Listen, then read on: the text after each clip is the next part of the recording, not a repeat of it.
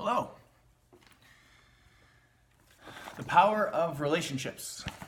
This is an article by Kristen Souers and Pete Hall in a book called Fostering Resilient Learners: Strategies for Creating a Trauma-Sensitive Classroom. So I think that's like a textbook or a reader that, if it's anything like this, is pretty solid. Starts with a quote from Mitch from Tuesdays with Maury, which I was excited about because I listened to that book this year. It's a dialogue back and forth between a dying man and his old student, and it has some really amazing insights into relationships and happiness. And Tuesdays with Maury, great book. So all about healthy relationships and how having a safe and caring environment allows students to learn and how to build those relationships. A lot of really neat tips and insights. There's a thing called the Whole Child Initiative that was launched in 2007 by ASCD. I'm not actually sure. The Associations for Supervision and Curriculum Development. That's what ASCD is. And so that's neat. A part of curriculum is explicitly building a safe environment for children. And I mean, relationships first, that's the top of my pedagogy. Safe and caring, that's the only guarantee in my classroom. And I agree, I believe. It aims to ensure that every student is healthy, safe, engaged, supported, and challenged. That's a really solid list of 5. Because whenever I, start reading about relationships and safety, part of me is thinking, okay, but can we challenge students as well? That is a part of a developing situation, is feeling uncomfortable. Uncomfortable is not the same as unsafe, but they acknowledge that right there, so sweet. There's a bunch of factors that contribute to a safe environment. School grounds and buildings are safe and secure. I think we got that here. School staff clearly articulate and implement behavioral expectations and procedures. I think that's something that we can get better at in our school. Family members are welcome as partners in their children's education and can communicate directly with the staff and school members. That's something that I highly, highly value and that I want to continue. I give myself a 4 out of 5 on that. Friday phone calls and those kind of things really help that to work. And finally, school staff model pro-social behavior, including kindness and respect for others.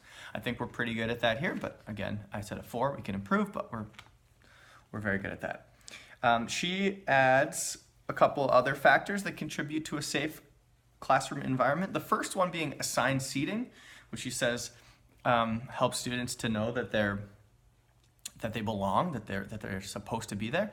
It's an interesting one. I don't use assigned seating in my classroom. I use choice seating. I have so many different types of seating that I find that I like to allow kids to choose where they sit. But that's an interesting suggestion. Check in and check out, right? It's important that you're here. I'm checking you out. I care about what you're doing. That communicates safety, definitely.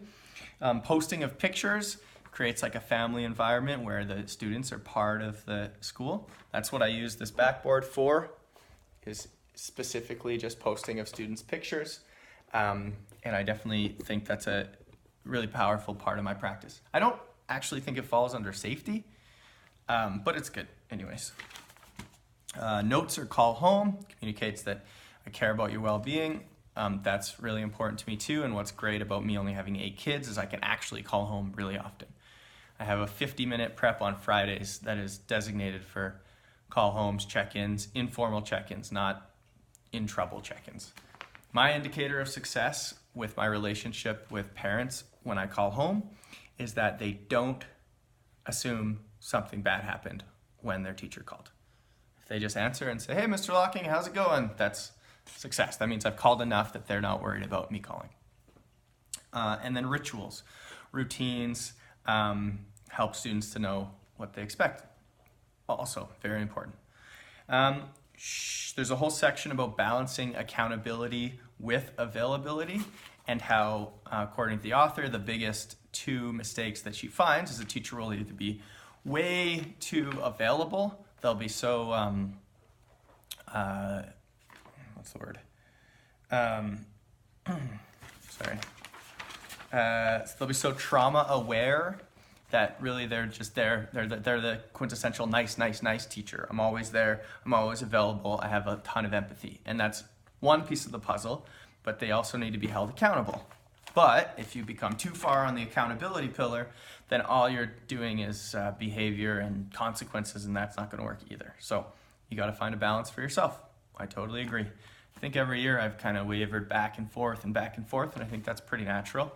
My first year being too much on the nice side, then too strict. Or maybe I was too nice for a couple of years.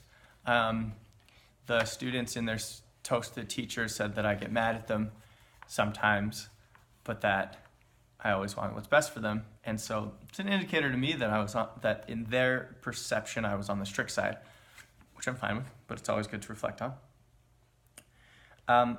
She says that you only have to get it right 3 out of 10 times to make a child feel secure, being sure to repair the other 7 times. It's an interesting little rule of thumb. Seems like you're wrong a lot, but it's good to say you only need to be right 3 out of 10. That caveat of repairing the times when you're wrong, I think is super important. My mentor teacher, Mr. Cummings, talked about completing the circle, and that was the key to his practice, and that's something that I took from him. So always repairing when you make a mistake and completing that circle is super important to me. I told a story about a student named Anthony that struggled and throughout the year opened up and hugged his teachers. He's in kindergarten. Inspiring story. Talked about teachers in your lives that would inspire you. That's great. And then they talked a lot about connecting in the morning, and this is a practice that I think is really important. There's this rule of 7 seconds, the power of 7 seconds. It only takes 7 seconds to connect with someone. So do you have that 7 seconds to connect with someone? Clearly, yes. A really effective time is when they come in the morning, and so that's why I make sure to stand out in the hall, connect with as many students as I can. And I do want to say more than just hello or good morning. I would love to check in like, hey, you got a new dog, right? Or, well, hey, what's that? Something specific I think is actually really good. And I think I'm going to explicitly give myself a little bit more time of outside saying hey to people before coming in my classroom. And I think that'll work actually really well with our flow or routine, because students can then come in and drop off their stuff, chat with their friend, whatever it may be, and then we move to reading. So that's kind of my general, sorry, I'm just trying to